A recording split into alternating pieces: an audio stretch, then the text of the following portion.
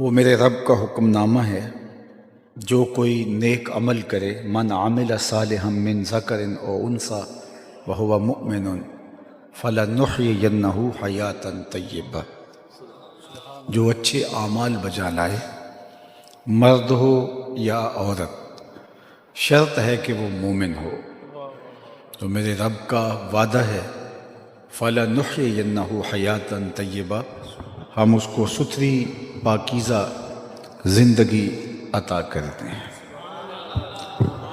جو اس کا ہو جائے اس کا وعدہ ہے کہ پھر میں اس کو مرنے نہیں دیتا، ورنہ دنیا کے اوپر کتنے لوگ آئے ہیں اور چلے گئے، اور آج دنیا ان کا نام بھی نہیں جانتی۔ میں اگر آپ سے پوچھوں کہ جس زمانے میں میرے حضور علیہ السلام تشریف لائے تھے، اس زمانے کے خاقان کا نام کیا تھا؟ تاریخ کا گہرا مطالعہ رکھنے والا تو شاید مجھے بتا سکے، لیکن بہت سارے لوگ معذرت کر دیں گے کہ ہمیں ضرورت ہی نہیں ہے کہ اس کا نام یاد رکھیں۔ اچھا، میں پوچھتا ہوں، جس زمانے میں میرے آقا و مولا تشریف لائے، اس زمانے کے کیسر کا نام کیا تھا؟ اس دور کی سپر طاقت تھی رومن امپائر، لیکن آج لوگ اس کا نام بھی نہیں جانتے۔ میں پوچھتا ہوں، جس زمانے میں حضور تشریف لائے، اس زمانے کے کسریٰ کا نام کیا تھا؟ یہ دوسری بڑی طاقت تھی، لیکن بہت کم لوگ ہوں گے جو اس دور کے کسریٰ کا نام بتا سکیں گے۔ اور اگر میں اس محفل میں موجود سب سے کم عمر بچے سے پوچھوں کہ میرے حضور کے مؤذن کا نام کیا تھا، تو وہ سر اٹھا کے بلال حبشی کا نام لے گا۔ تو خاقان کا نام زمانے کو یاد نہیں ہے، کیسر کا نام مٹ گیا، کسریٰ کا نام گلدستہ طاق نسیاں بن گیا، لیکن حضور کے مؤذن کا نام کائنات کے جس گوشے میں بھی چلے جاؤ، آپ کو بلال حبشی کے نام کی مسجد ضرور ملے گی۔ اقبال تڑپ کے بولا، اقبال یہ کس کے عشق کا فیض عام ہے، اقبال یہ کس کے عشق کا فیض عام ہے، رومی فنا ہوا حبشی کو دوام ہے۔ رومی شہنشاہ کا دنیا نام بھی نہیں جانتی، لیکن بلال حبشی کا نام سینوں میں لکھا ہوا ہے۔ تو جو کہا میرا ہو جائے، پھر میں اس کو مرنے نہیں دیتا۔ فَلَنُحْيِيَنَّهُ حَيَاةً طَيِّبَةً۔ علماء تشریف فرما ہیں، طلباء بھی موجود ہیں۔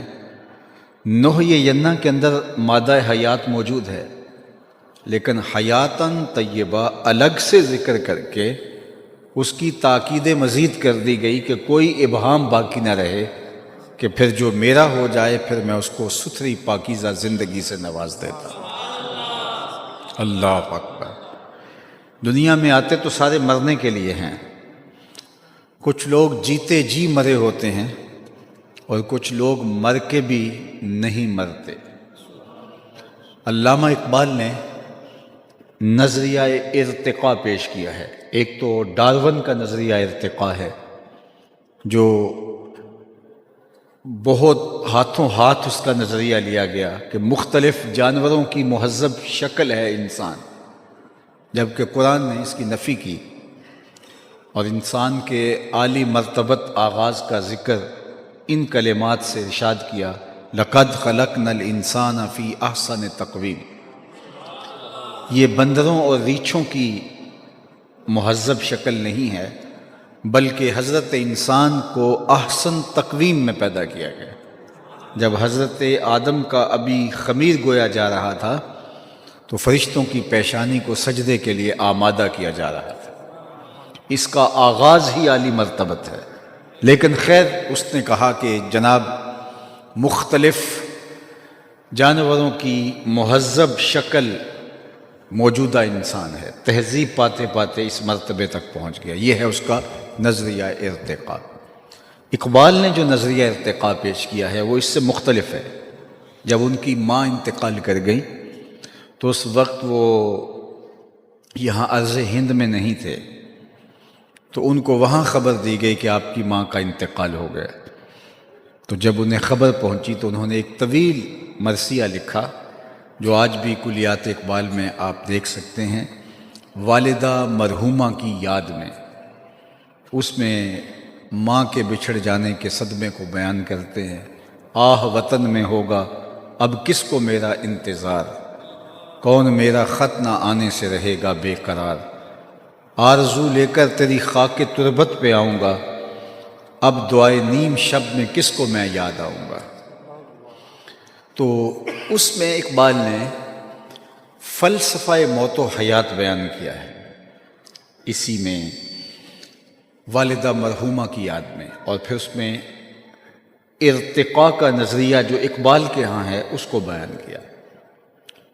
بات تو بہت طویل ہو جائے گی اگر اس کو تفصیل میں ہم گفتگو کریں اس پر، لیکن میں جو اس کا مرکزی نقطہ ہے وہ آپ کے سامنے رکھنا چاہتا ہوں۔ اقبال کہتے ہیں کہ ہر شے کی فطرت میں نشو و نما کی آرزو ہے، آگے بڑھنے کی تمنا ہے، وہ تمنا ہی زندگی میں تحرک پیدا کرتی ہے اور آگے انسان بڑھتا ہے، مشکلیں جھیلتا ہے، تکلیفوں سے گزرتا ہے، حالات کی تلخیاں سہتا ہے، حالات کے جبر کا مقابلہ کرتا ہے، اس لیے کہ آگے بڑھنے کی خواہش نے اس کو یہ جذبہ دے رکھا ہے، اور جب وہ آگے بڑھنے کی اس کے اندر صلاحیت ختم ہو جاتی ہے تو پھر وہ دوبارہ مرکز میں آ جاتا ہے۔ اس کی مثال انہوں نے ایک بیج سے دی ہے کہ بیج کو جب زمین کی کوکھ میں ڈال دیا جاتا ہے اور پھر اس کے اوپر مٹی انڈھیل دی جاتی ہے تو وہاں وہ بے چین ہوتا ہے نشو و نما کے لیے، پھر کونپل بن کے پھوٹتا ہے، پھر کونپل تنا بنتی ہے، تنے پہ شاخیں ہوتی ہیں، یہ اس سے مزید بہتر شکل، شاخوں پہ پتے آتے ہیں، یہ مزید اس کا ارتقائی مرحلہ اور اس کی مہذب صورت، پتوں سے کلیاں بنی، شگوفے بنے، کلیوں سے پھول بنا، جب کلیاں کھل کے پھول بن گئیں تو اس کے بعد اس کا ارتقاء کا اگلا مرحلہ پھل بننا تھا، وہ پھول پھل بن گئے، اور جب پھل بن گئے تو اس عالم رنگ و بو میں اس بیج کے لیے ارتقاء کے سارے مرحلے طے ہو گئے۔ بیج سے کونپل بنی، کونپل سے تنا بنا، تنے سے شاخیں، شاخوں سے پتے، پتوں سے پھول، کلیاں، شگوفے، اور وہاں سے پھول، پھول سے پھل۔ اب اس عالم رنگ و بو میں ارتقاء کا کوئی مرحلہ باقی نہ رہا تھا تو وہ پھل پک کر کے دوبارہ پھر بیج بن گیا، اور دوبارہ بیج بن کے پھر وہ تہہ خاک آیا، اور اب وہ اتنے بیج تھے کہ جب وہ اگے تو ایک باغ اور ایک چمنستان بن گیا۔ اقبال نے کہا کہ اس عالم رنگ و بو میں جب اللہ کے بندے کے کمالات اپنے نقطۂ عروج کو پہنچتے ہیں تو پھر وہ دوبارہ تہہ مزار آتا ہے۔ لوگوں نے سمجھا کہ وہ جو ہے وہ ختم ہو گیا، لیکن وہ تہہ مزار بن کے اپنے ارتقاء کے لیے بےتاب ہے۔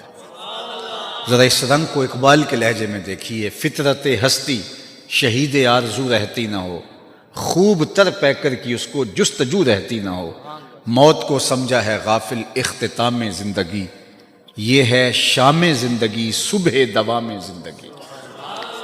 وہ نئی شکل میں نمودار ہونا چاہتا ہے اور اپنے رنگ اور آہنگ کے ساتھ جو ہے وہ اپنے فیض کو جو ہے وہ بکھیرنا چاہتا ہے، اس لیے اسے مرکز کی خاک کے اندر دوبارہ اس بیج کو جانا پڑا۔ اللہ اکبر! تو بندہ مومن جب اس دنیا کے اوپر رہتے ہوئے ارتقاء کے سارے مرحلے طے کر لیتا ہے اور آگے مزید ارتقائی منزل باقی نہیں رہتی تو پھر وہ تہہ مزار چلا جاتا ہے۔ لوگوں نے سمجھا کہ وہ ختم ہو گیا، لیکن وہ ختم نہیں ہوا، وہ ایک نئے سفر کا آغاز کرنے جا رہا ہے۔ اب سنیے، فطرت ہستی شہید آرزو رہتی نہ ہو، خوب تر پیکر کی اس کو جستجو رہتی نہ ہو، موت کو سمجھا ہے غافل اختتام زندگی، یہ ہے شام زندگی صبح دوام زندگی، فلا نحیینہ حیاتاً طیبہ، یہ ہے وہ زندگی کہ جو اللہ ایک بندہ مومن کا مقسوم کرتا ہے۔ لوگوں نے سمجھا کہ اس کا وجود ہی مٹ گیا ہے، اس کے اجزاء بکھر گئے ہیں، اب اس کا نشان نہیں بچا، لیکن جو اپنی زندگی میں سفر ارتقاء پہ گامزن رہتے ہیں تو وہ کبھی مرا نہیں کرتے۔ ربعی بن حراش ساری زندگی ہنسے نہیں، فرماتے تھے کیا خبر میرا انجام کیا ہو، جلیل القدر تابعی ہیں۔ امام سیوطی نے لکھا، الروض الانف کے اندر امام سہیلی نے لکھا، حضرت قاضی ایاز مالکی اندلسی علیہ رحمہ نے شفا میں لکھا، اور اسی کو ابو نعیم الاصفہانی علیہ رحمہ جو 4 صدی کے مجدد بھی ہیں اور محدث بھی، انہوں نے بھی حلیہ میں لکھا کہ وہ ساری زندگی نہیں مسکرائے۔ وہ فرماتے تھے کیا خبر میرا انجام کیا ہوگا۔ خیر موت تو آنی تھی۔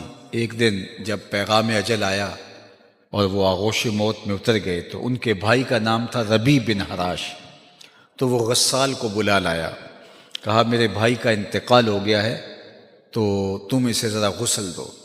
تو غسال جب غسل دینے کے لیے داخل ہوا تو فوراً باہر پلٹ آیا، کہا اتنی جلدی؟ کہا یار تیرا بھائی بڑا عجیب ہے۔ کہا کیا ہوا؟ کہا نحنو نغتسلہ وہو یتبسم، ہم اسے غسل دیتے ہیں وہ آگے سے مسکراتا ہے۔ اللہ اکبر، نشان مرد مومن بات گوئم، چوں مرگ آئے تبسم بر لب اوست۔ اقبال نے کہا آ تجھے اللہ کے بندے کی نشانی بتاؤں، جب موت آتی ہے تو اس کے چہرے پہ مسکراہٹ ہوتی ہے۔ اللہ اکبر، چونکہ اس نے کامیاب زندگی گزاری ہے اور یہ لمحہ اس کے لیے خوشخبری ہے۔ تحفۃ المومن الموت کا یہ عملی ظہور ہے۔ اوروں کے لیے تو موت بھیانک ہوتی ہے، لیکن جنہوں نے اپنی زندگی اللہ کے نام وقف کر دی، اس کے نام لگا دی، تو پھر یہ موت ان کے لیے ایک بھیانک منظرنامہ نہیں ہے بلکہ یہ تحفہ بن جاتی ہے۔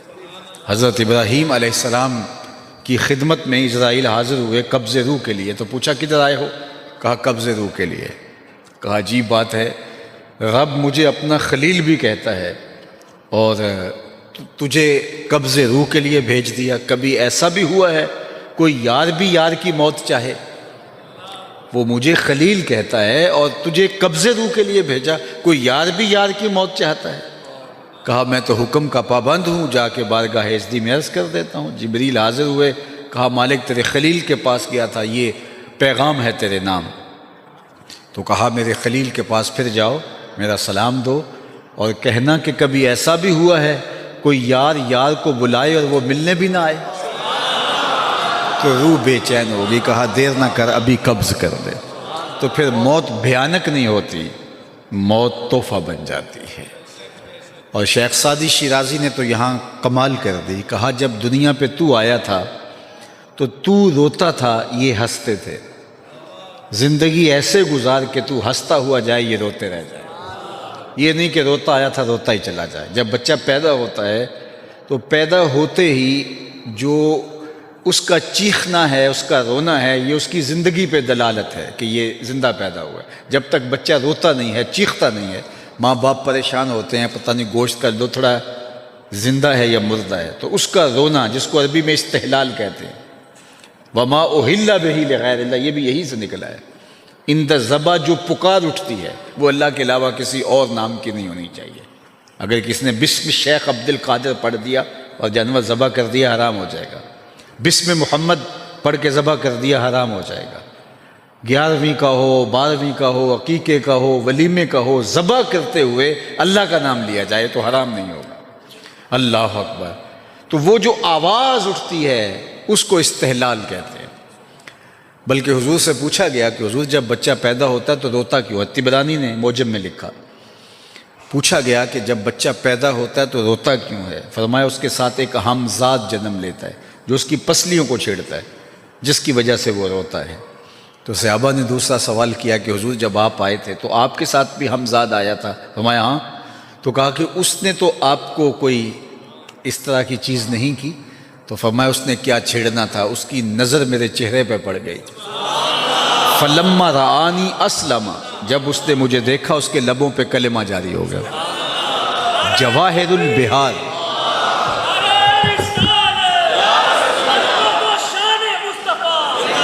جواہر البہار فی فضائل النبی المختار کے اندر امام نبہانی نے باقاعدہ باب باندھا ہے کہ حضور کا ہمزاد مسلمان ہو گیا تھا۔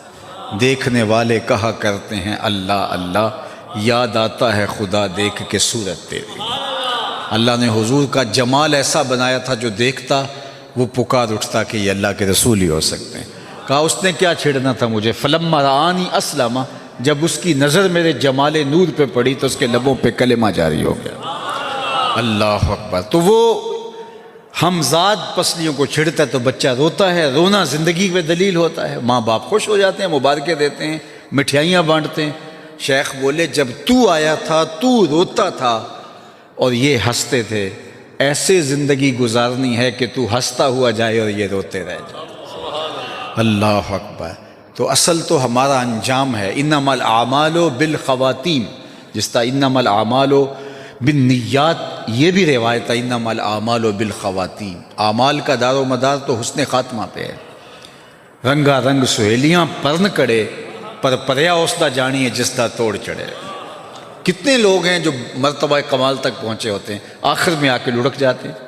آج ہم اپنی آنکھوں سے نہیں دیکھ رہے، کتنے لوگ ہوتے ہیں لیکن ان کا انجام دیکھو کتنا عجیب ہو جاتا ہے۔ بلعم بن بورا کی مثال ہمارے سامنے موجود ہے۔ بنی اسرائیل کا مستجاب الدعوات ولی تھا، جب ہاتھ پھیلا کے دعا مانگتا تو منہ پہ ہاتھ بعد میں آتے، قبولیت پہلے ہو جاتی، اتنا مستجاب الدعوات تھا۔ لیکن پھر اسی کے بارے میں کہا گیا مثلہ کمثل الکلب، اس کی مثال کتے کی مثال ہے، زبان لٹک گئی تھی، زمین چاٹتا تھا مستجاب الدعوات اور اللہ کا ولی تھا، لیکن انجام بہت برا ہوا۔ اسی لیے میاں صاحب بولے پڑھنے اتے مان کرینا تے نہ آکھی میں پڑھیا، او جبار کہار صداوے متا روڑ دیوے دودھ کڑیا۔ جب تک یہ یقین نہیں ہو جاتا کہ میرا انجام کیا ہے، اس وقت تک دھڑکا لگا رہے۔ ابو العالیہ جلیل القدر تابعی ہیں، بخاری اٹھائیے کتاب الایمان، حضرت ابو العالیہ فرماتے ہیں کہ میں 30 اصحاب پیغمبر سے ملا، حضور کے 30 اصحاب سے میری ملاقات ہوئی ہے، 30 اصحاب سے میری ملاقات ہوئی اور میں نے ہر ایک کو فکر مند دیکھا، سب کہتے تھے انجام ٹھیک ہو جائے۔ اللہ اکبر۔ آج تو ہم سمجھتے ہیں ہم بخشے ہی ہوئے ہیں، لیکن وہ جنہوں نے حضور کو دیکھا، حضور کی صحبت میں رہے، اللہ اکبر، وہ بھی ڈرتے تھے۔ جن کو حضور نے کہا بشارت دی جنت کی، وہ بھی اینٹ اٹھاتے ہیں اور پھر نیچے رکھتے ہیں، تو کہتے ہیں کاش کہ میں اینٹ ہی ہوتا۔ چڑیا کو بیٹھے دیکھتے ہیں حضرت ابوبکر رضی اللہ تعالیٰ عنہ، وہ ایک شاخ سے دوسری شاخ پہ جاتی ہے تو کہتے ہیں واہ چڑیا کہ کیا موج ہے، ایک شاخ سے دوسری شاخ پہ چلی جاتی ہے اور تیرا حساب بھی نہیں ہوگا، پھنسے تو ہم ہیں جن کا حساب ہوگا، ہمارے پلے کوئی عمل نہیں اور ہم سمجھتے ہیں جنت کے ٹھیکیدار ہم ہیں۔ تو کہتے ہیں 30 اصحاب سے ملا ہوں، 30، ہر ایک کو میں نے ڈاڈا فکر مند پایا ہے اپنے انجام کے حوالے سے۔ حضرت بایزید بسطامی سے ایک بڑھیا نے کہا تھا حضرت ایک مسئلہ پوچھنے آئی ہوں، پوچھئے۔ کہا آپ کی داڑھی اچھی ہے یا میرے گدھے کی دم اچھی ہے؟ یہ کوئی مسئلہ مجھے پوچھے پھر جانے کہاں پائے، لیکن بایزید رو پڑے، کہا بڑھیا تیرے سوال کا جواب فی الحال میرے پاس نہیں ہے، یہ تو میں مرنے کے بعد ہی بتا سکتا ہوں۔ حضرت بایزید کا 72 سال کی عمر میں انتقال ہوا، بڑھیا کو خواب میں ملے، اس نے کہا میرا سوال وہیں کھڑا ہے، تو کہا اللہ کا شکر ہے میرا خاتمہ ایمان پہ ہو گیا ہے، لہٰذا تیرے گدھے کی دم کو میری داڑھی سے کیا نسبت ہو سکتی ہے؟ اس نے کہا بتائیے آپ کے رب نے آپ کے ساتھ سلوک کیا کیا؟ تو حضرت بایزید کہتے ہیں کہ جب میں مالک کے حضور پیش ہوا تو مالک نے کہا اے بوڑھے بتا میرے پاس کیا لے کر آیا ہے؟ تو میں نے جواباً عرض کی مالک بادشاہوں کی چوکھٹ پہ جب فقیر آئیں تو بادشاہ یہ تو نہیں پوچھتے کہ کیا لے کر آئے ہو، فقیروں سے تو یہی پوچھتے ہیں کیا لینے آئے ہو۔ میں لے کر کچھ نہیں آیا، تیری رحمت کا سوالی بن کے آیا ہوں، اللہ نے بغیر حساب کے میری مغفرت فرما۔ تو ربی بن حراش ساری زندگی نہیں مسکرائے، فرماتے تھے کیا خبر میرا انجام کیا ہوگا۔ آخری وقت ہوا، کہا تیرے بھائی کو غسل دے دیں، داخل ہوئے، بڑا عجیب شخص ہے، نحنو نغتسلہ وہو یتبسم، ہم اس سے غسل دیتے ہیں وہ آگے سے مسکرا رہا ہے۔ کہا میرے بھائی نے قسم کی تھی جب تک اچھا انجام نہیں دیکھوں گا مسکراؤں گا نہیں۔ پورے بصرے میں خبر پھیل جاتی ہے ایک بندہ مرنے کے بعد یوں مسکرایا ہے۔ اپنے بیگانے، نقاد، محبین، سب طرح کے لوگ ہوتے ہیں۔ ایک بہت بڑا ہجوم ربعی کے گھر کی جانب روانہ ہوا، تیکھے تیکھے سوال لیے، کوئی کہتا ہے یار بندہ تو نیک تھا، ہو سکتا ہے اسے اعزاز ملا ہو، کوئی کہتا ہے یہ گھڑی ہوئی کہانیاں ہیں، بندہ کوئی مرنے کے بعد بھی مسکرا سکتا ہے۔ لوگ سوال لیے ہوئے، کوئی زیارت کے شوق میں، کوئی محض تماشائی ان کے گھر کی طرف رخ کرتے ہیں۔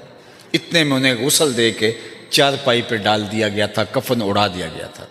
جب لوگ داخل ہوئے، قبل اس سے کہ یہ کوئی سوال کرتے، روبی بن حراش جو فوت ہو چکے ہیں، انہوں نے کفن ہاتھ سے باہر نکالا اور آنے والوں سے مخاطبت کرتے ہوئے کہا السلام علیکم۔ لوگ حیرت میں ڈوب گئے، وعلیکم السلام اتتکلم بعد الموت، عجیب بات ہے، مرنے کے بعد باتیں کر رہے ہو؟ قال نعم اتکلم بعد الموت، ہاں ہاں میں مرنے کے بعد باتیں کر رہا ہوں۔ لوگوں نے پوچھنا شروع کر دیا، بتا تیرے رب نے تیرے ساتھ سلوک کیا کیا؟ تو ربی بولتے ہیں استقبلنی ربی غیر غضبان واستقبلنی بروح و ریحان، اس کے چہرے پر کوئی غصہ نہیں تھا، اس کی قدرت کے چہرے پہ کوئی غصہ نہیں تھا، اس نے روح و ریحان کے پھول میرے گلے میں ڈال کے میرا استقبال کیا۔ لوگ باتیں پوچھنے لگے، کوئی ادھر کی کوئی ادھر کی۔ جب سلسلہ کلام طول پکڑنے لگا، امام ابو نعیم الاصفہانی نے حلیہ میں لکھا کہ ربی بن حراش نے کہا عجلوا بی ولا تؤخروا بی لأن ابا القاسم ينتظر علی الصلاۃ، دیر نہ کرو، مجھے جلدی قبرستان میں لے جاؤ، تم مجھے باتوں میں لگا رہے ہو، امام الانبیاء میرے جنازے کا انتظار کر رہے ہیں۔ عرش فرش تے بانگا ملیاں تے مکے پہ گیا شور، بلے شاہ سا مرنا ناہی تے گور پیا کوئی ہور، فَلَنُحْيِيَنَّهُ حَيَاتًا طَيِّبَةً، فطرت ہستی شہید آرزو رہتی نہ ہو، خوب تر پیکر کی اس کو جستجو رہتی نہ ہو۔ موت کو سمجھا ہے غافل اختتام زندگی، یہ ہے شام زندگی صبح دوام زندگی۔ میں آپ سے پوچھتا ہوں، آج سے 50 سال پہلے سیالکوٹ کے کمشنر کا نام کیا ہے؟ تو آپ خاموش ہو گئے۔ آج سے 40 سال پہلے کے ڈی سی او کا نام کیا تھا؟ سرمایہ داروں کے نام پوچھوں آپ نہیں بتا سکیں، اور میں اگر آپ سے یہ پوچھوں کہ ایک فقیر 2 دروازے پہ بیٹھتا تھا، اس کا نام بتا سکتے ہو تو آپ سر اٹھا کے حافظ صاحب کا نام لیں گے۔ فطرت ہستی شہید آرزو رہتی نہ ہو، خوب تر پیکر کی اس کو جستجو رہتی نہ ہو۔ موت کو سمجھا ہے غافل اختتام زندگی، یہ ہے شام زندگی صبح دوام زندگی۔ فَلَنُحْيِيَنَّهُ حَيَاتًا طَيِّبَةً وَآخِرُ دَعْوَانَا أَنِ الْحَمْدُ لِلَّهِ رَبِّ الْعَالَمِينَ۔